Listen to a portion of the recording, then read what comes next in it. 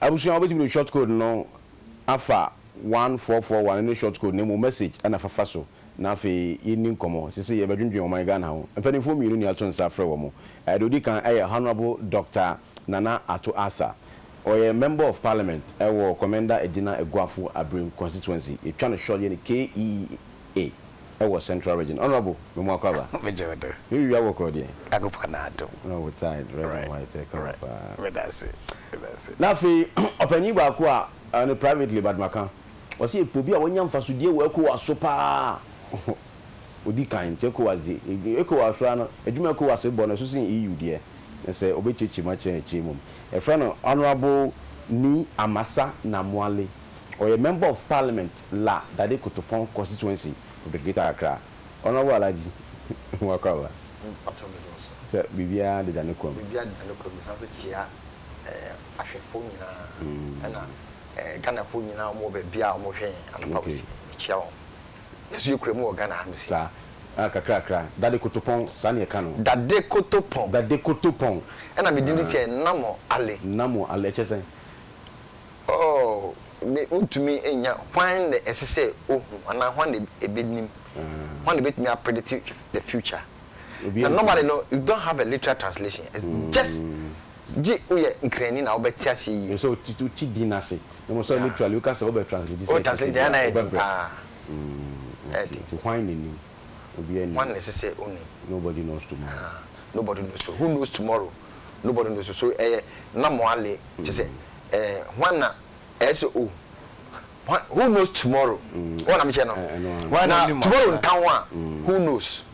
But because who knows? It means the next minute, the next second, the next hour. And then who knows? No. Because who translate it into English? In Kana more and just normally. But this one is like a predictive, futuristic, normal, Ali.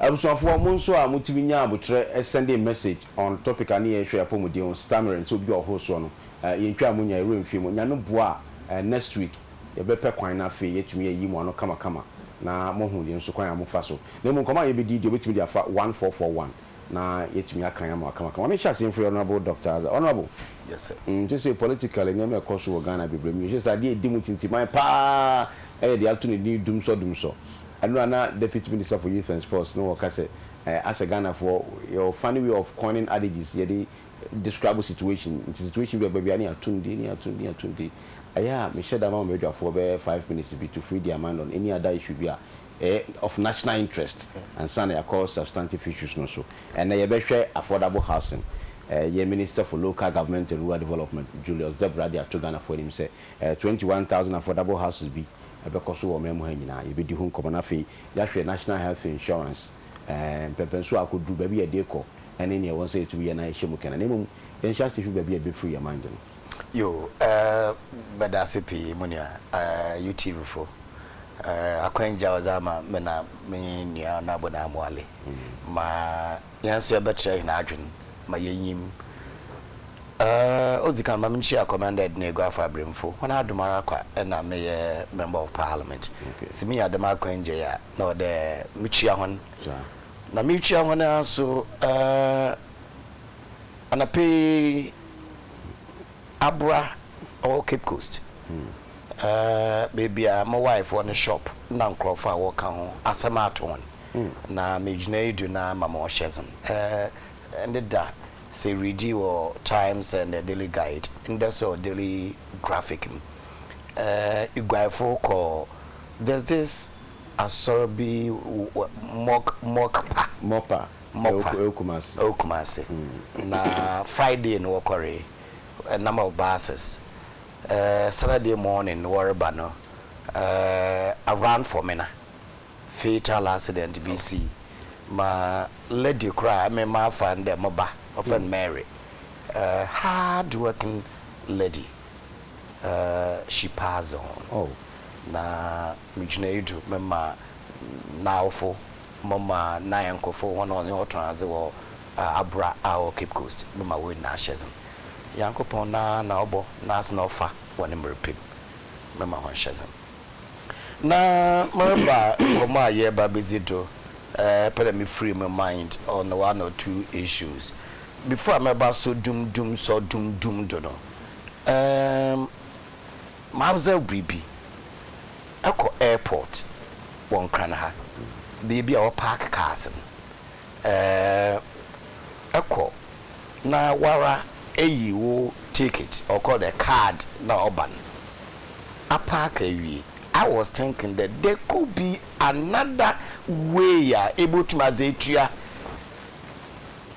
bill no how long you stayed if you paying 4 cities 5 cities 10 cities whatever or there if you canum and also call another point na ekokotua asana sanwichi na baba fa o car them dania obi tumo and then when I was so saucy huni sense iye dwuma ho obi so na wabe that short aberrant o mutua was the tua okaw Ghana Airports Company for say ma one hwe no ndwene ho wona wa ye dwuma ho no won yon kasa na better system able to use sin ma or practice in the Mr. Amaka. The next thing that I also want to talk about is Ghana Police Service. Motor riders our Ghana or the traffic rules, you know. Once one respect another one say they one nam pandra bibian for. Why am I saying this? There was so red traffic light, you know, was so red. Abafara katikisipo in the red means stop. Na ye jina ho ebia na giving way to others awofi at the other intersection no warba no motor ride do ha ono no ze onfa no ho ona ndo we twem hwi police jina ho I mean police for one we there I was all right do the ya na the ye hinara or they respect traffic regulations. I beg Ghana police for Mr. Sir, wait to watch a kure be a basa.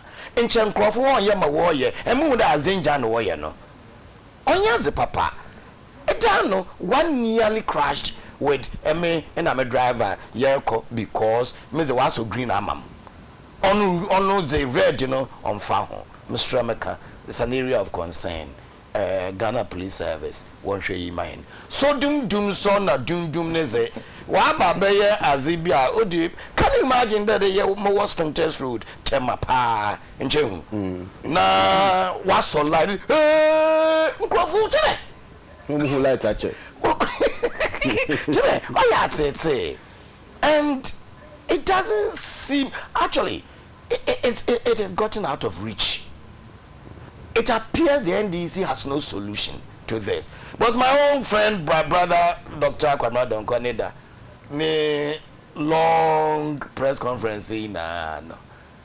Solutions here do. My year win the in Democratia, may power.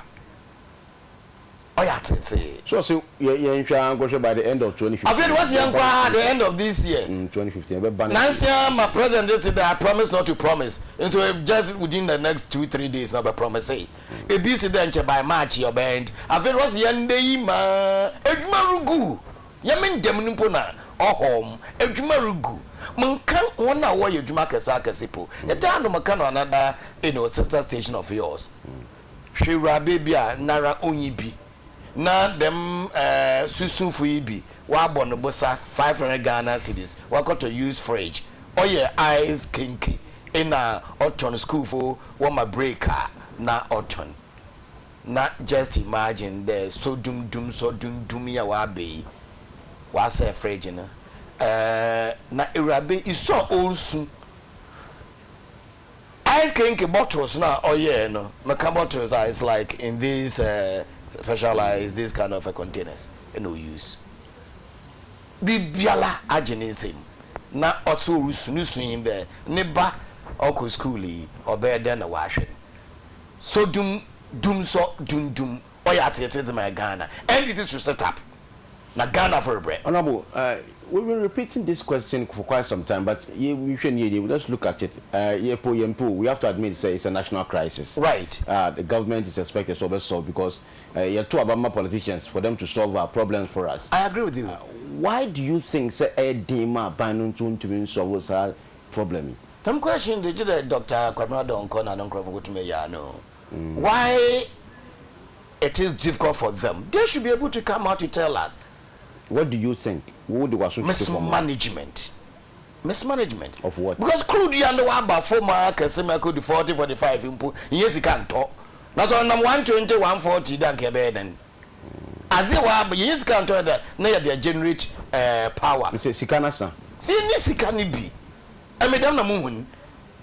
Damn the moon. Na niye debia press conference, debia and obey your church. Why am I yawing point there?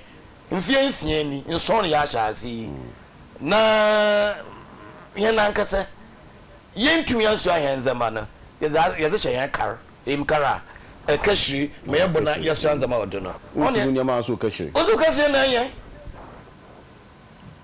President Kofo Fido January 2010 na edisuma eyi paro kon wanje osum abai hu manage me ye suma as the question impa no me fi class 1 class 2 class 4 me teach chairman say fine me ko fi amusuan say me the first me ko do class 5 class 6 na mreba me chira I de me na musuan say teach chairman say say na ma bon wa fa ankoche class 1 class 2 class 3 teacher na or teachers no chairman na me tuma ko di baby ma ko di. I think NDC should set up, they should give us a break. Otherwise, let's all drop NDC. But maybe you're doing that now. Oh, yeah, say. Dropping NDC is easier said than done. I'm not going to say you're Ghana for you belong to the other side of the political divide. Right. There's a problem. Drew, maybe if you are given the opportunity to over suggest a solution to this problem, and Kadiana Beka. So that these Ghanaians will get to know, oh, some go for one more idea on which my boss. No ideas in young farmer. Well, criticizing is very easy. So I agree with you. Me, Obama, you did there, make margin there. Oh, Demazi, ya, who ye, or the harbor brain.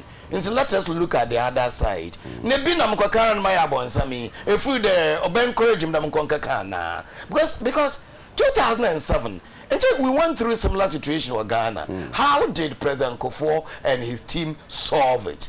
We are all around. What prevents in the 1 hour war? Ghana for autumn in 2007. How did you manage it? Let's sit down. At the end of the day, take the credit. But I can't end same. Now was I in the in Germany wabo no either ato. Yenti obia. Na wonti obia dia. Na mko kan yen den. Wo betie me wan. Wo be den tie me. Wa dia make twi kakra wo. Mati ase no. Wo twa enti me nuanom. Hun say afutu not only from MPP. There's so many people out there with expertise. Won't say one. So tie atikrum adweno yimpa konitim. Na tikrum pam.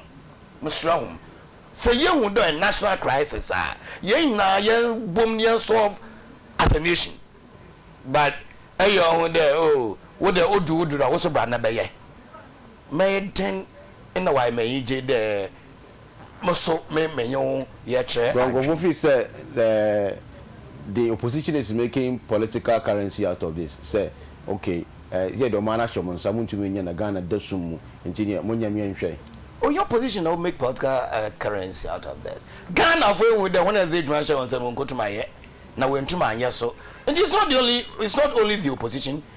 I mean Ghanaians at large. Whether you with the opposition, when you what's autumn light and that or more send easy for was spent at committee 16 or na one in Ujaya. Obi Adam. This is not only the opposition. Obi and Jumarugu was Spenters route. Obi Anejumerugu or Nungua, Obi Anejumerugu industrial area.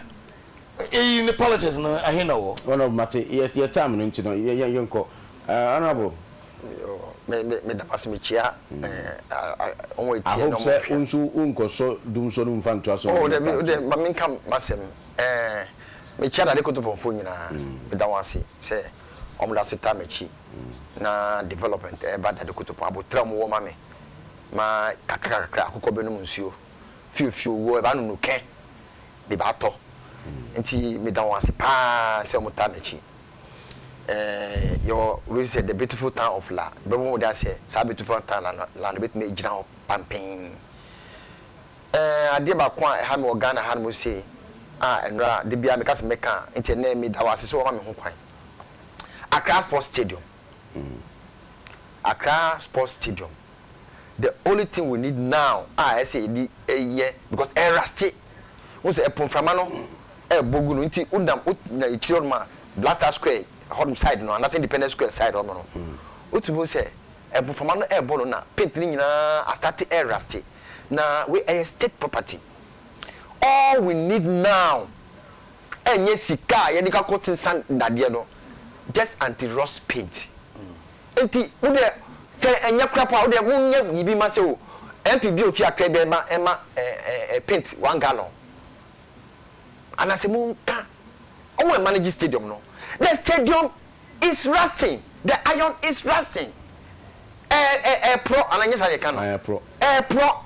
Na nyanya se say any say o painti anti-rust paint no. Ni boy is saying na mo manage stadium no mo tio ma mo hwe mo twa ma apra adwudompe na buato no ne akase enkonkoto dade ne member replace minia mobo me nka dum so asem because we akase national crisis na ye nyina ye hwe se ne be benya solution minia no MPP for no simu de criticize no be criticize but tell me they say who can because all along no they have never brought even one solution. Yeah, cows, you some say Muntubia Nyum no, ya Muntie Num ye o. And you know, see you some one you telling and some Becca see Yentubia, and has been Tubiano. Who 10 lyrics now? Boss say, Nima, oh, yeah. And yeah, papa, some me say, or see say, me say, or see say, me papa, or see say. One of me channel, it was in the answer. Send ye Benyan Cosono, Sancrofono. Because we are say who criticize it who for solution my MPP omo criticize who for solution ma see and you want to say for who criticize for solution bra sana me uneka debi enum me jama tifo ye band esta ma so tie nyum ni ye pa tie nyum ni ye wan che tie nyum ni ye ma wu tie antiase be na de ma o ntiase wo ni se wo ye ni sei o si sei wo ye ni sei o si sei onje nti kowanim tinche de nipa kan nti da nya omo mo criticize ga tinche o be ye bia nipa be kan ho asem nti kowanim se nya aye no papa kowanim menti obia na ye wona me che no nti enyum de every before the all the noise kankan me story all kind we see no kankan me story dey bia be kankan me hypothetical imagination of his mind no power Ogangata body trim no this store na tour mo na anteko si awo we say na we say no koto we say ice cake no go we say onaka try do so say no do so these are some of the effects but yeah and this for the ajatum say a challenge. Okay, we are doing everything. President Rollins defiso no when ya do so ama President Kufuor ba President Kufuor onya do so ni 3 years ta mama hand over ama atamels no oba be hand over ama atamels na akoso mu na ema it doesn't tell us na ye adwuma enye magic bia autopilot enye magic bia no ye yo akoso mu na ema enti otumi generate ye wona me che no but ono enka nia ye enka President Kufuor ye ya enka nya ni ye ne because one ade 1 megabyte one fan and that's abaka o di kan and that's abaka dey be kan oh even akoso mo retrofit to crowd oh o di be kan yeah dey be kan dey be one fa bi an kan akoso retrofit ye Rollins na ye one fa bi an kan woni ma dey ba ko ya na the politicians mi di mo ho ya ye na ye we na ye na nya na Ghana for dey be me kan say obinyanko oh Capitation interchange so hwe every before kan o achievement no nyomo ye ya so me Capitation kan ho Telekwasi wana ye. But you say problem. Telekwasi wana ye. The problem you woman say. What am picture say? You do ka. And I'm picture say. It is a challenge. And we are doing everything to make sure say Ghana for benya hoto. Yen we say beto about 2016. Yen we say beto about 2020. What am picture no? Yen enti nye yen say nye sesi no enka every 4 years 8 years now can nye ne. Honorable, what exactly is the problem? The problem is that we are not generating enough to feed the exponential growth of the usage of electricity in Ghana. Exponential growth. Because yenya kanya na awode no bebre a omano yakwa nimpa. And the question is sikasem. Enye sikasem. Ma me chiro menua. Kama na PNDC ebe jama NDC no. Ni PNDC jama PNDC to NDC. To NDC no. Well, jama so fam. PNDC by na this capital so kakre bi. Best 20 to 25 bi pena ewo nyinam kania. Run is a story town mo. No say no. As I say kania no eye ade bi a I say hu bi sa. Me de be ko ba bia o Ghana. You know the rural electrification program. Ni nyaba no. Ya na akosomo edu bo Ghana enya de ketoa. Ansa akosomo kania ba edu bo. Nti say Ghana for no. Ama ye ne abue. Obi a use electricity. Wona mche ohwe kwa no kuma time na electricity one not just say near your produce near you should crap near produce more than near you should but then I come say near you should accord senior ye produce et ya di tema batown ya di hydro batown yeah we say 450 megawatt ya di be ya first and second quarter ya di be one say be boa we say the only thing say Ghana for near bue companies bebre bue ye ni abue e man so e call nanim and because of that usage you know adoso I'm for radio school. Omo hada yesisi na omo nya benya electricity. First no na ka ye de we say wodro ye fe say box iron. Dabi Ayuwa na ye di we say tapoli ye di twimeko. Won na me share no. And na say blender meko ka betwika no. First no unkwa usa e ka na she. And fan ka ye ko share microwave mu. So the uses of electricity have gone up. We are doing everything to make sure say the standard that Ghanaians are reached no, we should be able to maintain that standard and move forward. 2018 no I sign no and remember on stream and I we say 2018 as to 2018 and the big one double what we are using, what we have, the capacity we have now. By 2018 we are doubling the capacity we have now. Up to 2018 megawatts in Rebecca. Oh, me check we are doubling. I cannot quote it right now because let me quote our figures no. I'm not an expert in that place, but all I know is Michelle was saying, now doubling what we are using now, what we are producing now, we are doubling it. One of Michelle, that achieve and I say foresight. You can achieve saying that. And it's that you know. I am making preparation for that. And think Ghana for a pen no. Let's say this about a channel to be a decent. We are here. We say no. If 21st quarter and second quarter, we are adding 450 megawatts. First quarter and second quarter. We are adding second quarter of this month. Of this year. Okay. Honorable, when I say try dumso diane so. I'm say I can't want some pa. Na ye share substantive issues are ye dey to job. Ye share NHIA, National Health Insurance Authority. Okay. Omo ho dey na dwuma mo abo person mo do no. It's almost capitation from Ashanti region. Omo dey call Upper West, Upper East and our Volta region. Wadwin che wo ho say. Meka ho adwin che ba de ba ko a emi ya wo say. You can't do so. I think you are now wasting time on the do so. The government has told us, I can't change and say, this is the challenge or the crisis we have. Let's put it aside and say, this is the challenge that the government is solving. What can capitation are they? Move forward to another thing. Now, MPP for Munya Panamon criticization on other areas. Because say you're moving forward now, so the equation. Okay, yo. Capitation, the papa. Now, if you cast capitation, if you are not being NTSC, papa, not to moon capitation. Now, you are part to Ashanti region. Now, I say, you call Upper East, Upper West, and Volta region.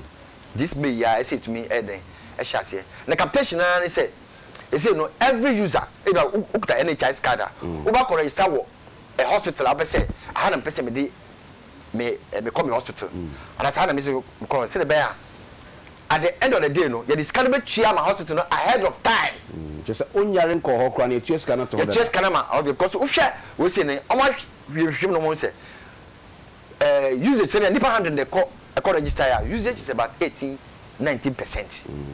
So that 18-19% scan, they pay it ahead of time to the hospital. No? Oh, not just say, enko say doctor hospital say me the car and so e beyi katasihye if you cause obi on mukuta card no oba hospital A no call hospital B no call hospital C okoji no na no akoton. One am chere nsa hospital so mo claim so bi on so mo well me person me hospital B adi but me I'm talking what be that yeah obinim say doctor we say ye chi no western region doctor na ya claim was you know because the private hospitals mo I buy people mo but me person me make reference to that me I want to concentrate on even the catastrophe by the individuals. Oh in confirm time we say oh national insurance me call test makoji eduro me call agent hospital makoji eduro me call osu hospital makoji eduro na me call Elizabeth II hospital makoji eduro na eduro o say we say na makoto tonton your pharmacy bi na say we say and ton duro ma me sa individual niam no nyina no eso betwa na panyufo so a da no make false claims so and so e eso betwa and the capitation call upper east upper west no and ade ba ko say ye be bon dawuro pa na omo wie sa de mani nyina bon dawuro and nkofo nya chechemu acheche nkofo ase it say call voter region upper east and upper west. I don't think all these problems of challenges that I don't know because the money will be paid ahead. Until be any cost of complaint say oh ni emphasis can mama your money will be given to you either January February na it is kana ma ahead of time and so now work with it before say any chance honorable Sylvester Mensah why are the pa so what capitation we say what capitation or check capitation okay one more question sir my honorable Dr. Asao Oshe national insurance I do not touch try the buy and it's the same thing so I could drive because you hear so much say as I know it's not standing on its feet. People are not really being able to access such facilities. That's why accessibility. That's why we are bringing this capitation. You should be able to register with a hospital. You go to do a hospital. Mami before we bring film. Go to do a hospital. We say hospital. I said, say for the next 6 months, no, meko one register. It's a version so near the scanner there. I'm a hospital. No. Into kwa only problem dia ye wo nya kada aduro any yarea etumi hwe any o kada isi o we de encover na ni nyina ya publishing nyina into so hunu say yare we say encover na say encover no it's all been published and so ko na be yare na ebia meme de no ebia encover ebia yare no a kidney problem na health insurance encover kidney problem no che say health insurance no enya adwuma and I was say health insurance for us to me mu chen say ebia yade we emfa ede we emfa bra no publishing nyina just say we say Ghana na ya na mostly no I say the bylaw if you go to our office you see the bylaws and auto ticket now look at the back of the ticket you see the bylaws the thing has been published but they man say education the womb and say I'm using this medium to let the judicial assemblies the MPs the assembly members to educate the people health insurance for us omo educating crop say yare health insurance no F ano enu nie one am chere ngo mom printing or leaflets no because one me go health insurance no one am chere na me say oh me pay another private health insurance and we bet there cover yare nyina we can also add up to that one but national health insurance here you yare it will cover ni yare ti say nia en cover no and I'm very sorry and yare nko say you no so de ho ade so bu na de nyina o say health insurance ni bia 100%. There's no health insurance anywhere in the world it's health insurance we say 100%. Ni nyina no e wonia you have to supplement and you don't have to supplement. Nia o say category A, category B, category C. About category C, me higher premium. Ready no. Yare bia ebe cover. Na MPB, the health insurance no. No of America no buy. Meni enam na David Yare no. Ye jet plane, private plane. Ebe fa no koy. The parliament we say only parliament view. Because not the insurance now the insurance no tia no. One am chere because so they bought a plane no say yes. I pay a lot for my insurance. One am chere no. Enti say your category A, category B, mean say say I mean it's across board. It's across board am say. And can insurance say you start here che, you call anymore. Near the category say then enti bia me obi ope nia bekoba no nyina ye fe no so helicopter we suggestion suggestion say we say capitation nya de nyina now we should come to yen categorize no the basic one, the medium, the middle one, and then the top one. Now all we be a top one no o my name say top one for those one ebeboa the basic for no what am I saying? Better down to the basic form. I better go down to the basic form. I mean, kind of text message now for me, Dr. Nana Ato Athan so and candidate. Well, see, it's good you don't want to listen to anybody in Ghana, but we want to promise you that you will fail in 2016. NDC, we will drop the yam. One funny diamba. Okay, the only way President Mahama can stop doing so is to sell VRA to private company. This one is from Evans, Sunyani Newtown. The year there was no light off, the ad hoc measures adopted by the MPP has caused this mess. Amechi Efia from Takrad, and MPP for Doc. Dumso, it's spoiling our work, so the government should consider. We beg them. They are begging the government. MPP, bring your expertise on board to help solve the power crisis and stop this petty politicking. Mahama Mpunina Kufuado.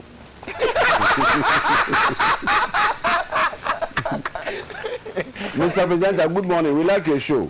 I suggest as Ghanaians, we should come together as one body and move the nation forward and stop these political gimmicks. This is from Nico Odifri Takrade. Dumso is now 24 hours. Oh, Mahama. Oh, Ghana. Yabro. Sophia from OEB. I doubt the government is working to solve the Dumso. If they make all the promises and we still have to go 24 hours without light, what kind of promise is that? The last one is coming from Edward from Nsawam. Also, Kwame, please ask the NDC man for me. I am in SHS 3. Are we to pay school fees for this third term? Ask him for him. Well, maybe to say that Ghana Education Service Kasima charges can be, but I don't know much about those things. I cannot say something I mean. But me say no more cash school fees. I say teachers will be. Headmasters will be charging in fact illegally. So they all came here they were charging way beyond the approved fee. No, obviously not almost charge ahead. Not only that, what they were doing the second term, third term fees, you know, and first term at a go. They because all the time exams and that. Then but that's what the ministry is saying. School fees when is that is what the ministry is saying. You pay the school fees in, say, for future. Oh, that's not what we are talking about. We are talking of conserving energy for the future. And the way the school fees, no. Yes. National health insurance. Oh yeah, as a Papa President Kufuor. Nabred or by Yafaronis count, or by there, or no see a pilot count, or by no receive a hiafo. National health insurance, but Mukuru School of Germany, or Bois Papa. That's them honorable kind insurance, no, or Germany, me a student, you know, and ya na offer, for instance, a como dentist. The baby or say he offer that kind of thing. But yes, papa. They found the CCL we are fit na macro register na 20 Ghana.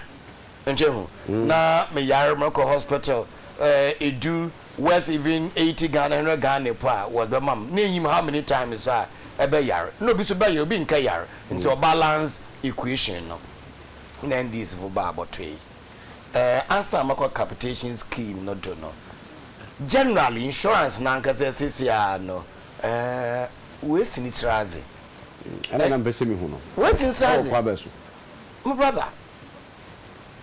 Honorable, yet say outside of me is in Komobi.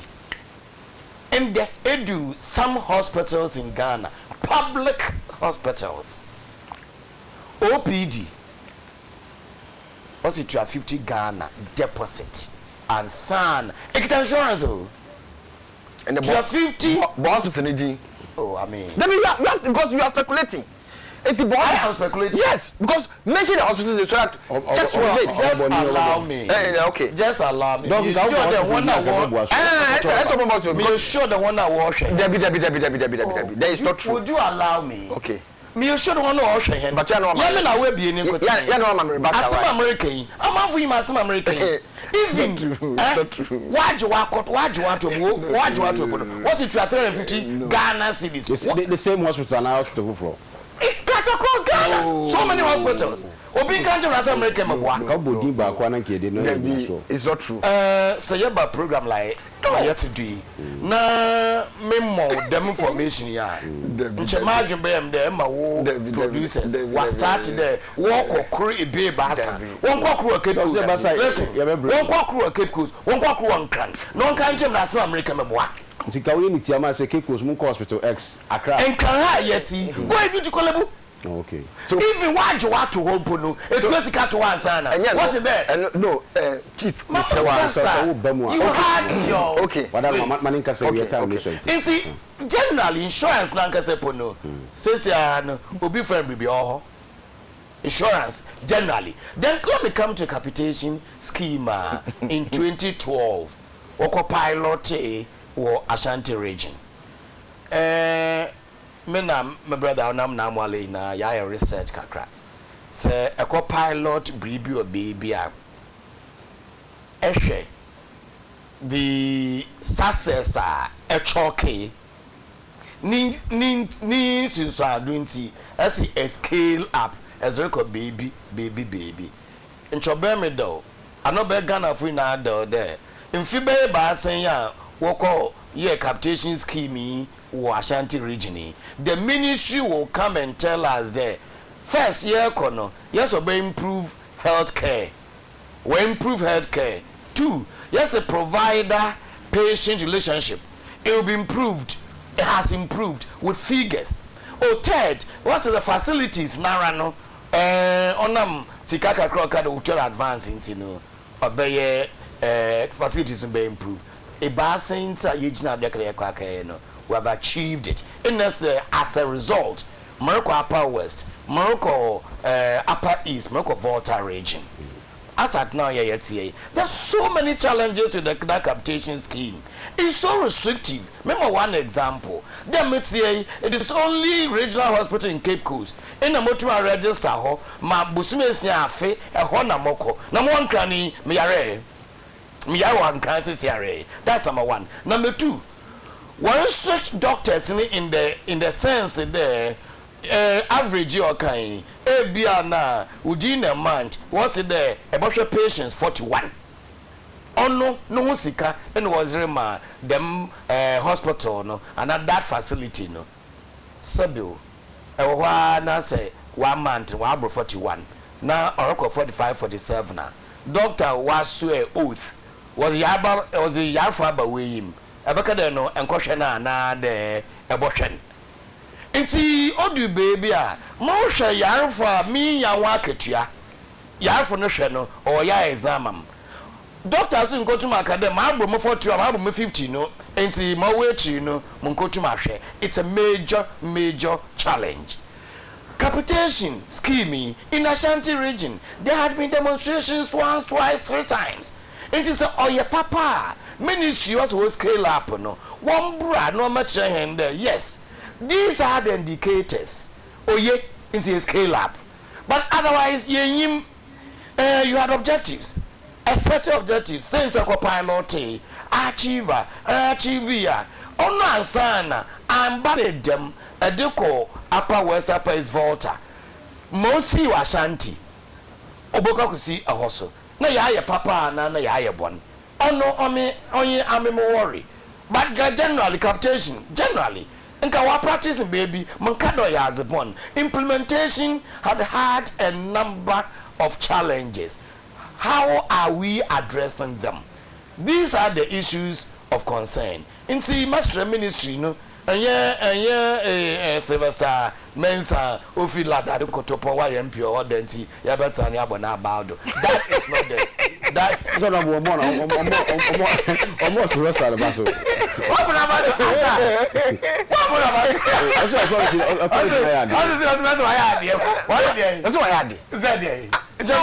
or replicate we say why pilot that's all person call replicate yes and can bonia and back replicate yeah but then papa say bonia back replicate boy e ne papa no now that open information there agree back where tire pilot capitation actually said there were times bi anan kofu bi nya kwan fa kwan bone bi so nya sika yes in order to stop sal leakages near and for capitation na but ono asem na America no inti sesia no successes are ya chalk some American paper ya Kingsley Hope or reported from Kumasi well mind 3 reasons he believe it will improve the quality of care has it results no oxidant figures no oxidant what may you enhance a healthy provider patient relationship oxidant.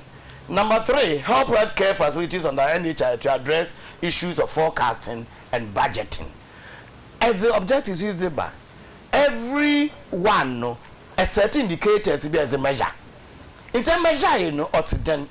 Mayoka say Nkrofo no out of pocket pay Nkrofo sika what if you want kotokum what the health care Ashanti region has increased. It's na improvement na e kan no wa aba wo hwana na fem. Iyi na me pede mu hu de won fa figures ma meka nche de dem na yetum na ya yo nso ye papa nsi yemfa nkwa west yemfa nkwa east yemfa nkwa water region. Without that, you just come and say this, and then you may be spreading the same so doom. It might go. Yes, it's a canker. NHS na calling doom so. Hey, until them Crawford hospitals now say because of the time all the operation. No, are you very serious? So the linkage is there. Ebiana research here. Hospital and energy, hospital and power. We're looking at the health insurance, not the hospital. In America, they say you're spreading. You question health insurance for the buy. In a me master major do you. But you know the one chair. Okay. Problem about says yala. I was just 2 panel your teacher no class 1. As some American you know one chair. Okay, problem about but just say but market your kind. One in the first place, not life insurance no could for a replicate expedient or but pilot no was done by Rollins. Pilot was done by Rollins. Because he was saying say could for the buy, you know. And you for the buy, you the buy Rollins. And I for best spreading no. Why implement it? We say China for 100 and then I saw sorry intimacy hormone. And then California near we say in Kwanzaa. I'm talking of intimacy hormone. We have pilot. Runs there. Yeah, pilot to about 4 places. I'm telling you, the bottom line, we're not talking about it. We're not talking about the we are looking at how far the NHIS is faring. Okay, that's all what it started. So, customer fashion say for the buy, you for the buy. Now all is the abadi that.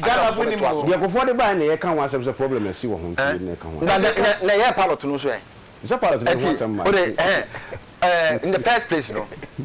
In the first place, me they say, oh, can be beer. I say, Yana send you about 200. Of course. And with all apologies. Oh, can say, Obi Chia Sikano. No, boss to Tuniji. Because it's a serious allegation I'm making. One more to Tuniji, and I say, I answer. But I tell them, no, I mentioned Kolebu. No, I did. No, Kolebu now mentioned, no. You didn't tie it to a specific, because you have specific what? Oh, can specific case be? Now that case, you say mention the name of the hospital. You can check it because that's what you say they have done. But in the end, the one you also it become be happy or Kolebu. No, you were not specific. So that I have mentioned Kolebu Nkrofo Wakeda Oho 1 week. They were asked to pay 350 Ghana. Oh, and the body and lodging. They say and yet body and lodging. And count. No. And count. Body and logic count. Please. Body and logic count. Please find out. Okay. Body and logic Final count. ni. Hana remember a kwan na yewi. And say ni na o amnations but the time ni sha unfortunately. And see you better so. I was from them for me has say. Ni amasa na mwale member of parliament. Adekye Nsroma constituency. Greater Accra region. And honorable Dr. Nana Atuathan so member of parliament. Commander constituency. Omonia etunsa from the boy. What hwe so yeda say. Within the Kwame Agiti na me boa yebesa ehia china. So have a wonderful